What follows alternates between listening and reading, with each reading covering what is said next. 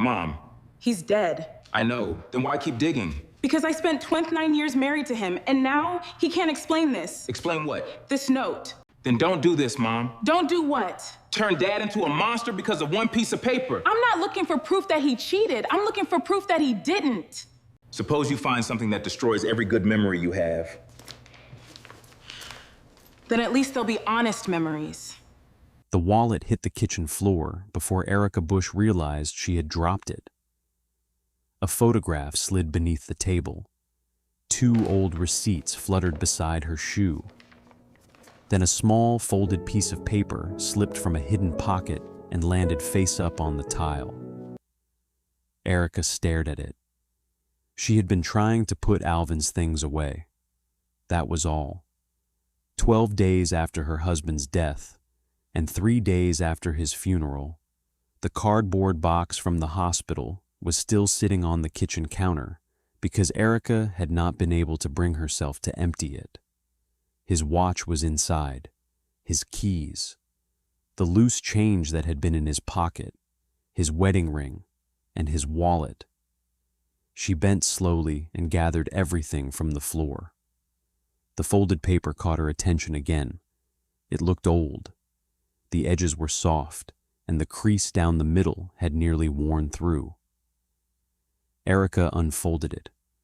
A woman's name was written across the top in Alvin's unmistakable handwriting. Vivian Morgan. Beneath it was an address in a town almost 90 minutes away. Erica read the name twice.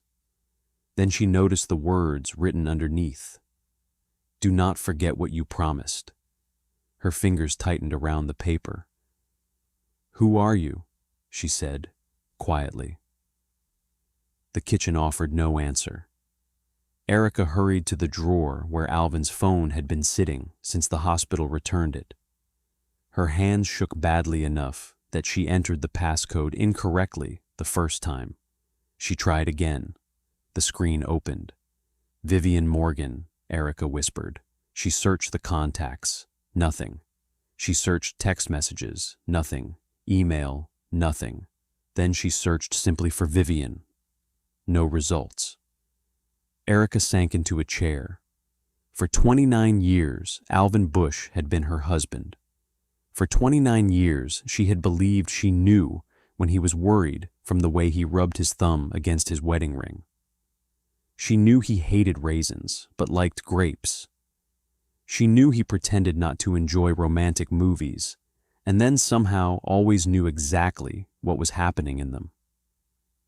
She knew he could never sleep with the closet door open.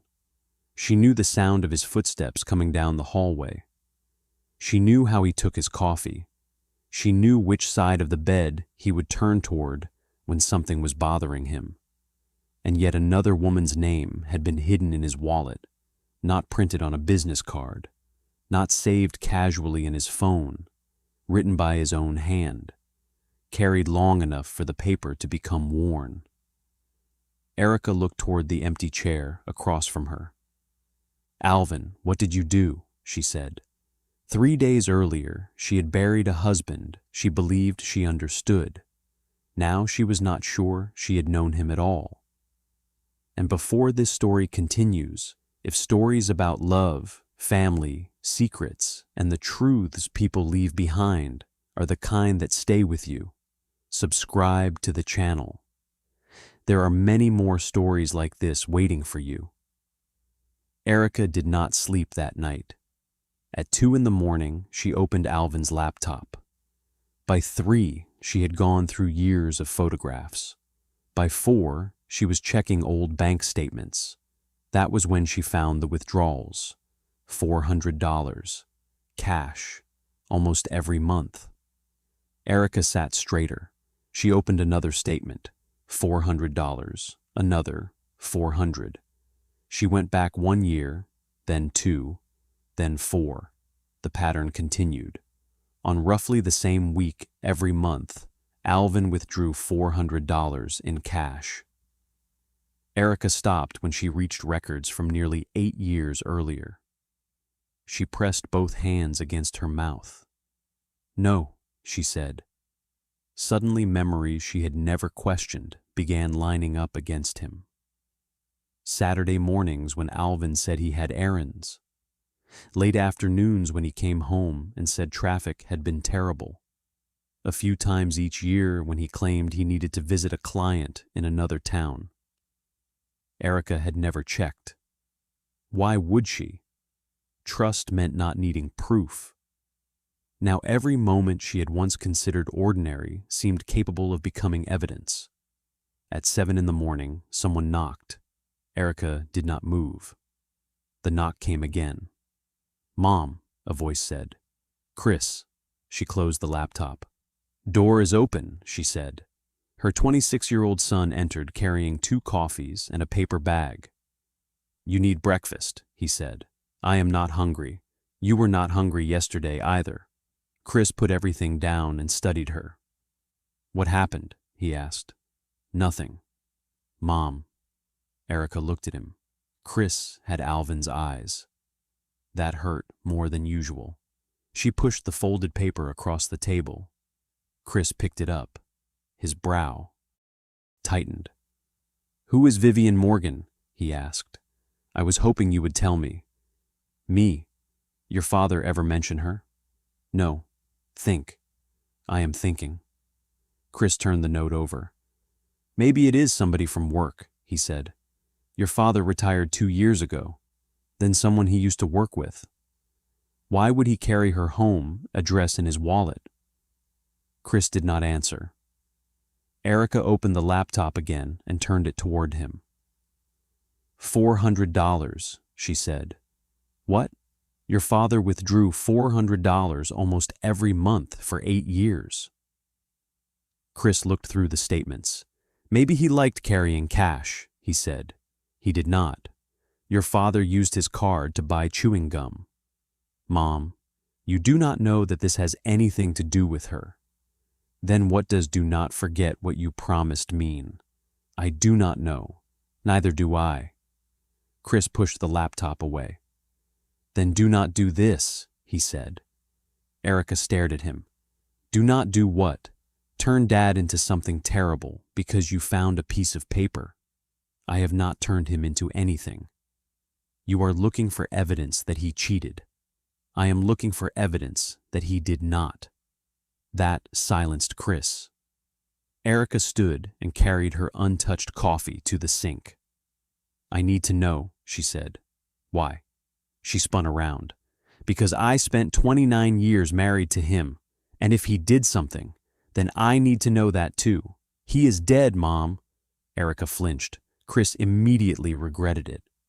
"I am sorry," he said. "No, you are right.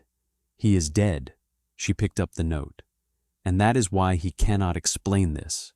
Chris rubbed both hands over his face. "Suppose you find something that destroys every good memory you have," he said. Erica slipped the note into her purse. "Then at least they will be honest memories," she said. An hour later, she was in her car. Chris stood beside the driver's door. "You are really going?" he asked. "Yes. Let me come." "No, Mom, I need to do this myself." He leaned closer. "If you get there and this feels wrong, leave." Erica almost laughed. Everything already felt wrong. She touched his hand. "I will call you," she said. Then she drove away. 90 minutes later, Erica turned onto a quiet residential street. She checked the address 3 times. Number 18. A modest cream-colored house stood behind a short iron fence. Erica parked across the street.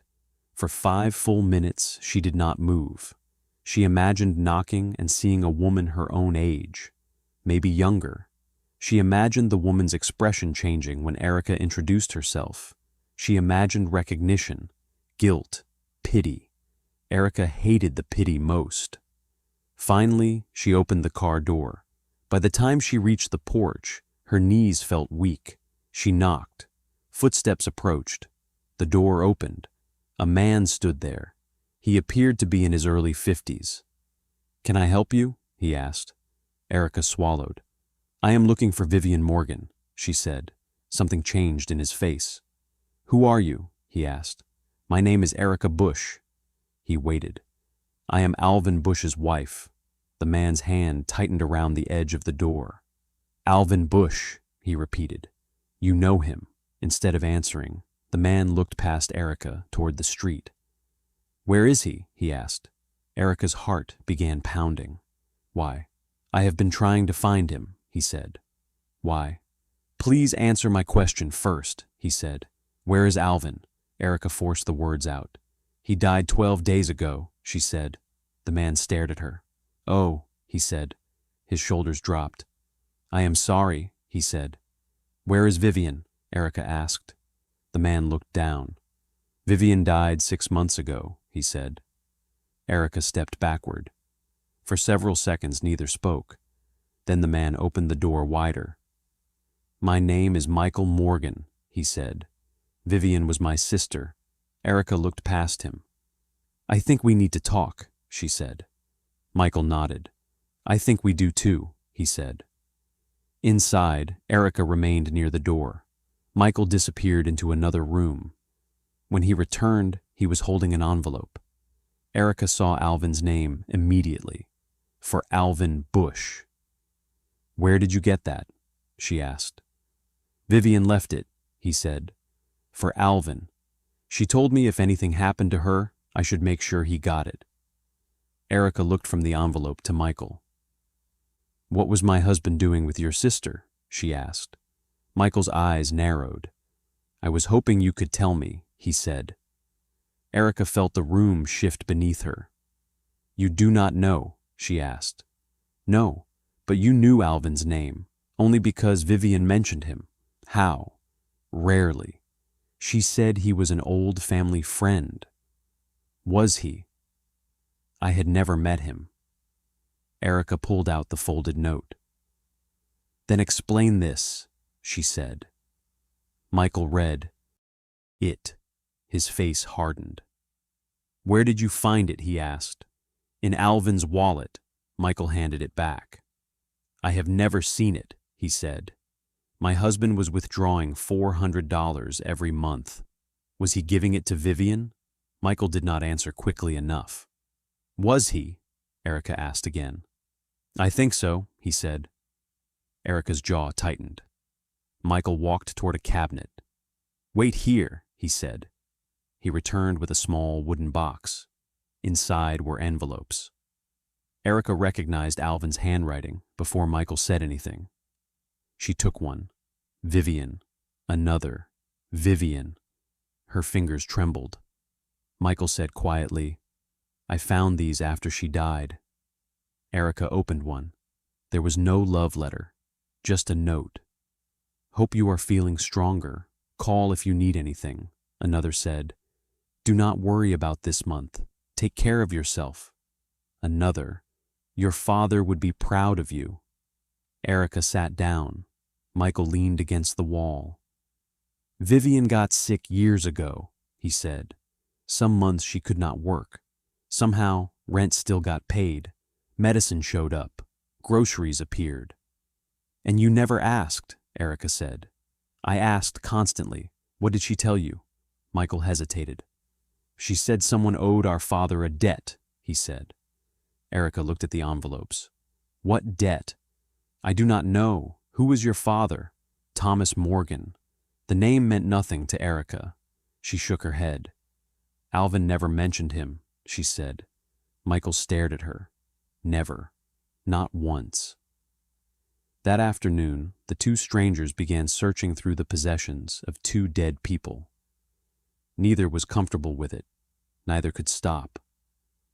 Michael pulled boxes from a spare bedroom. Erica read old cards and letters. They found nothing romantic. No photographs of Alvin and Vivian together. No declarations. No secret plans. Only practical kindness, money, hospital visits, occasional handwritten reminders. One card from Alvin read, if the car gives you trouble again, call me before you pay anyone. Erica stared at it. That sounds like him, she said. Michael glanced over. What? He used to say that to Chris. For the first time since she arrived, Erica smiled. It disappeared quickly. Michael opened another box. "Here is Dad's stuff," he said. Most of it was ordinary, old documents, tools, photographs. Then Michael stopped. "Wait," he said. He lifted an old photograph. 4 young men stood beside a damaged car. Erica reached for it. Her breath caught. "That is Alvin," she said. "You sure? I met him when he was 27. This is him." Alvin looked barely 25 in the photograph. Beside him stood a taller young man. Michael pointed. "That is my father," he said. Erica turned the photograph over. A date had been written on the back, 31 years earlier. Michael sat down. "I remember something," he said. "What?" "My dad once said Alvin's name." "When?" "I was a teenager. I do not remember what we were talking about." "Try." Michael closed his eyes. He said, "That Bennett," he began. He stopped. That Bush boy got a second life." Erica stared at him. "What did he mean?" "I do not know." They spent the next hour searching old boxes until Michael found a yellowed newspaper clipping. He unfolded it carefully. The headline described a nighttime highway crash. 4 young men had been traveling home. The vehicle left the road and struck a tree. 3 men suffered minor injuries. 1 suffered severe injuries. Thomas Morgan. Erica read the article again. Then Michael pointed to a paragraph. "Look," he said. According to witnesses, Thomas had switched seats shortly before the crash. The seat where Thomas was found had previously been occupied by Alvin Bush. Erica whispered, "Oh my God." Michael sat motionless. Pieces began connecting. Thomas's injuries, Alvin's survival, Vivian's money, the promise. But they still did not understand all of it. Michael found an old notebook belonging to his father. Several pages mentioned Alvin, not frequently, but enough. Alvin came by today. Alvin fixed the porch rail. Told Alvin again he does not owe me anything. Then, years later, made Alvin promise he would look after Vivian if she ever needed someone. He takes promises too seriously, but maybe someday he will understand. Erica covered her mouth. Michael leaned back. "So that is it," he said. "My husband was helping Vivian because of your father." Michael nodded slowly. "Dad saved his life," he said. Erica shook her head. "No," she said. "What?" "There is more." She pointed to the sentence. "He takes promises too seriously, but maybe someday he will understand." "Understand what?" "I do not know." Michael looked toward the envelope addressed to Alvin. "Maybe Vivian did," he said. For the first time since finding the name, Erica felt relief. There had been no affair, no second family, no secret romance. She should have felt grateful. Instead, anger rose through her so suddenly that she stood. 29 years, she said. Michael looked at her. "Erica, 29 years, and he never told me." She began pacing. "He told me about the first bicycle he owned. He told me about getting suspended from school. He told me about the first time his father let him drive. But not this. He might have had reasons," Michael said. "I was his wife." "I know, no, you do not." She stopped. "I spent the last 2 days wondering whether my entire marriage was a lie. Now I find out he was doing something good, and somehow I am still angry with him." Michael said nothing. Erica's voice cracked. "He loved me. I know he loved me. So why could not he trust me with this?" Michael looked at the unopened envelope. "Maybe the answer is in there," he said. Erica stared at it. "That is not mine," she said. "Neither Alvin nor Vivian can open it." Michael pushed it toward her. "My sister wanted him to read it," he said. "You are the closest person left to him." Erica sat down. For a long moment, she touched the edge of the envelope. Then she opened it. The letter began simply. Dear Alvin, if Michael is giving you this, then I suppose I finally beat you to the finish line. Despite everything, Erica laughed. Michael smiled. That is Vivian, he said. Erica continued. Vivian thanked Alvin, not for money, for showing up, for fixing things, for sitting beside her during hospital appointments when Michael could not get away from work, for remembering her father's birthday every year. Then Erica reached a paragraph that changed everything. 2 years ago, Vivian had asked Alvin to stop sending money. He refused. She confronted him. And finally, Alvin told her why. Erica's lips stopped moving. Michael noticed. What? He asked. She handed him the letter. He read. His face changed. No, he said. Erica stared at the floor. That night, 31 years earlier, Alvin had been drinking. Not enough to collapse. Enough to believe he could still drive. Thomas noticed him drifting between lanes. He ordered Alvin to pull over. Another friend took the wheel. Thomas moved into Alvin's passenger seat. Minutes later, another vehicle came toward them, too fast on a bend. Their driver swerved. The passenger side struck a tree. Thomas took the impact. The place where Alvin had been sitting minutes earlier was crushed. Thomas survived, but his body never fully recovered. Michael lowered the letter. So Alvin thought, he began. It was his fault, Erica said. It was not. He believed it was. Michael stood. My father could not work properly after that, he said. I know. My mother worked 2 jobs. Michael. Vivian practically raised herself some years because everyone was trying to keep the family together. Erica stood too. I am not defending what Alvin did that night, she said. Then do not. I am not. He got to walk away. No, he got to survive. Michael laughed bitterly. That is a nice distinction, he said. Do you think he did not know what your family lost? Erica asked. $400 a month does not buy back 30 years, Michael said. I know. Does it buy my father's health? No. Vivian's childhood? No. Then what was Alvin paying for? Erica looked at him. Forgiveness, she said. Michael went quiet. And I do not think he ever realized it could not be bought, she said. Michael turned away. Erica picked up Vivian's letter again. There is more, she said. She read. Vivian had written that she tried repeatedly to tell Alvin her father never blamed him. Alvin always changed the subject. So Vivian included something Thomas had told her shortly before he died. Erica read the line aloud. That boy thinks he owes me his life, she read. I hoped someday he would realize a life is not a debt. Michael slowly turned.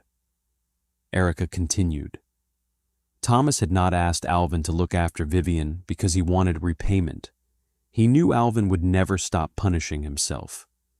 So Thomas gave him something constructive to do with the guilt. Help Vivian if she needed it. Be useful. Turn regret into kindness. Thomas had forgiven Alvin long before. Alvin simply never forgave himself. Michael sat heavily. For several minutes, neither spoke. Then he covered his face. My dad knew, he said. Erica sat beside him. He knew Alvin better than... Alvin knew himself, she said. Michael laughed through tears. That sounds like Dad, he said. Erica looked down at her wedding ring. Suddenly, she remembered countless moments differently. Alvin insisting Chris call for a ride rather than drive after drinking. Alvin becoming unusually quiet whenever they passed a serious accident. Alvin donating anonymously to rehabilitation charities. Alvin once telling Chris, after the boy wrecked his first car, one stupid decision does not get to decide what kind of man you become. What you do afterward does. At the time, Erica thought he was simply being a good father. Now she understood. Alvin had been speaking to himself. That evening, Erica drove home. Chris was waiting on the porch. He stood before she had even turned off the engine. "Mom," he said. Erica stepped out. Was she his girlfriend? He asked. No. Chris released a breath. "Thank God," he said. "But there is something you need to know," Erica said. They sat at the kitchen table, the same table where Erica had discovered the note that morning. She told him everything. Thomas, the crash, Vivian, the money, the promise, Alvin's drinking. When she finished, Chris stared at his father's empty chair. "Dad drove drunk?" he asked. "Yes. I have never even seen him have more than 2 beers. Maybe now we know why." Chris stood and walked to the window. "He used to scare me half to death about drinking and driving," he said. "I remember. I thought he was being dramatic. He knew what one bad decision could cost." Chris turned. "Does this change how you see him?" he asked. Erica considered it. "Yes," she said. Chris looked hurt. She continued. "But not the way I thought it would," she said. "How then? For the last few days I was terrified I would discover your father was secretly worse than I believed. And I discovered he was more human than I believed." Chris sat down. Erica reached across the table. "Your father made a terrible decision when he was young," she said. "Someone else paid a terrible price for it." Chris lowered his eyes. "He should have told us," he said. "Yes." "Are you angry?" "Very. Even now, especially now." Chris looked surprised. Erica gave a sad smile. "Being dead does not make him right," she said. Chris almost smiled back. "He would hate hearing you say that," he said. "He would argue with me for an hour, 2. Then he would make coffee. Terrible coffee. Absolutely terrible coffee." They both laughed. It was the first time laughter had entered the house since Alvin died, without immediately feeling like a betrayal. 2 days later, Erica returned to Michael's house. This time, Chris came with her. Michael opened the door and looked at him. "You must be Alvin's son," he said. Chris nodded. "Chris," he said. Michael held out his hand. "Michael." Chris took it. "I am sorry about your father," he said. "And your sister." Michael looked at him for a long moment. "Thank you," he said. Then he stepped aside. They spent the afternoon talking. Not investigating. Talking. Michael told them about Thomas, how he loved old jazz records, how he cheated at cards and denied it even when caught, how he hated being helped after the accident because he wanted to do everything himself. Chris told Michael about Alvin, how he woke at 5 every morning even after retirement, how he burned toast almost every Sunday, how he once drove 4 hours because Chris had called from college after a breakup and tried to pretend he was fine. Slowly, the two families stopped being connected only by an accident. The men at the center of the story became people again. Before Erica left, Michael handed her the old photograph. "I want you to have this," he said. "I cannot," she said. "You should. It is your father's and your husband's." Erica looked at the young men in the picture. Thomas had one arm around Alvin's shoulders. Both were smiling. No debt, no guilt. Just 2 friends who had no idea what was coming. Erica touched Alvin's face in the photograph. "Your father saved his life," she said. Michael nodded. Erica looked up. "And Alvin spent the rest of his trying to make that life worth saving," she said. Michael's eyes filled. "I think Dad would have liked hearing that," he said. A week later, Erica visited the cemetery alone. She stood in front of Alvin's grave with his wallet in her hand. "You really made a mess of this," she said. Wind moved gently through the trees. Erica folded her arms. "You could have told me," she said. She waited as though Alvin might somehow offer one of his excuses. "You should have told me," she said. Her voice softened. "I would have been angry about the money," she said, a small smile, very angry. She crouched beside the grave. "But I would have understood," she said. Erica opened the wallet and removed the old note. "Vivian Morgan, the address. Do not forget what you promised." For decades, Alvin had carried it everywhere. Erica ran her thumb over the words. "You did not forget," she said. She swallowed. "That was your problem, was not it?" she said. She had considered leaving the note there. Instead, she folded it and returned it to the wallet. "No, I am keeping this," she said. She stood. "But I am not keeping the debt," she said. 3 months later, Erica and Michael met again. This time, they were not searching through old boxes. They were standing in a small community rehabilitation center. A plaque had been mounted near the entrance, in memory of Thomas and Vivian Morgan and Alvin Bush. The donation was modest, enough to help families with transportation and temporary expenses after serious accidents. Chris had helped Erica organize it. Michael had initially resisted having Alvin's name included. Then one evening, he called. "Put all 3 names on it," he said. "Are you sure?" Erica asked. "Yeah. Why?" Michael was quiet for a moment. "Because I am tired of the accident being the only thing connecting them," he said. On the day the plaque went up, Michael stood beside Erica. Chris took a photograph. Afterward, Michael looked at the plaque. "You know something strange," he said. "What?" "If Vivian had not left that letter, we would never have met." Erica smiled. "If Alvin had not carried her name, I would not have come looking," she said. "You thought she was his mistress." "Please do not remind me." Michael laughed. "I would have thought the same thing," he said. Erica nudged him. "That does not make it better," she said.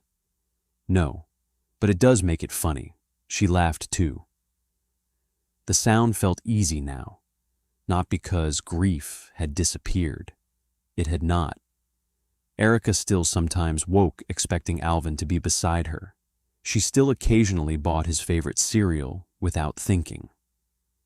She still reached for her phone when something happened that he would have found funny. But she no longer needed Alvin to have been perfect in order to miss him. That was perhaps the greatest gift the truth had given her. Months later, Chris found her sitting on the porch with the old photograph. He handed her a cup of coffee. She tasted it. "This is awful," she said. Chris sat beside her. "Dad's recipe," he said. "Then you have perfected it." He grinned. They looked at the photograph. Chris pointed at Thomas. "He looks happy," he said. He was. "Dad too?" "Yes." Chris was silent for a while. "Do you think Dad ever forgave himself?" he asked. Erica looked at the young Alvin smiling back at her. "No," she said. Chris frowned. "That is sad," he said. "It is." She touched the photograph. "But maybe we can," she said. Chris looked at her. "Forgive him?" he asked. "Yes, for the accident, for being human." Chris leaned back. "I think Grandpa Thomas beat us to it," he said. Erica smiled. "I think he did," she said. She looked toward the road. For 3 days after Alvin's funeral, Erica had believed another woman's name might erase 29 years of marriage. Instead, Vivian Morgan's name had opened a door into a part of Alvin's life he had kept locked even from himself. There had been a secret. There had been deception. And Erica would never pretend otherwise. Alvin should have trusted her. He should have allowed his wife and son to know the man behind the guilt. But the secret was not hiding another love. It was hiding an old wound, a terrible mistake, a friendship, a promise. and 31 years spent trying to become worthy of a second chance. Erica eventually stopped asking whether Alvin had been a good man or a flawed one. He had been both. Most people were. What mattered was that one reckless young man had been given another life. And even though he never learned how to stop punishing himself for receiving it, he had spent that life helping someone else. Thomas had saved Alvin once on the side of a dark road. Years later, without even realizing it, Thomas tried to save him again by transforming his guilt into responsibility. Vivian had carried her father's forgiveness. Alvin had carried his promise. And after they were all gone, Erica carried the truth. But she carried it differently, not like a debt, not like a punishment, like a story worth remembering. One Sunday morning, almost a year after Alvin died, Erica visited his grave again. She placed fresh flowers beside the stone. Then she sat on the grass. "Michael says hello," she said. She brushed a leaf away from Alvin's name. "Chris is doing well," she said. "Still cannot make coffee," she smiled. "And I finally fixed that loose cabinet door you kept promising to fix," she said. Erica looked at the stone. "I was angry with you for a long time," she said. Her fingers rested against his name. "Some days I still am," she said. A tear slipped down her cheek, but she was smiling when she wiped it away. "You should have trusted me with the ugly parts too, Alvin," she said. She stood. "That is what marriage was for," she said. She took 2 steps away, then stopped. "And for what it is worth," she said. Erica looked back. "I would have forgiven you," she said. She waited a moment, then she smiled. "I just wish you had given me the chance," she said. Erica walked toward the cemetery gate. This time, she did not look back. At home, Alvin's wallet rested inside a wooden box with their wedding photograph, his watch, a few letters, and the old picture of Alvin and Thomas. The folded piece of paper remained inside. Vivian Morgan, an address, a promise. Once those words had frightened Erica more than anything she had ever found. Now they reminded her that the people closest to us can carry stories we know nothing about. Sometimes those secrets reveal betrayal, sometimes they reveal regret, and sometimes the thing someone hides is not another person at all. Sometimes it is the version of themselves they believe no one could love if the truth were known. Alvin had spent most of his life trying to repay a man who had already forgiven him. Erica could not change that.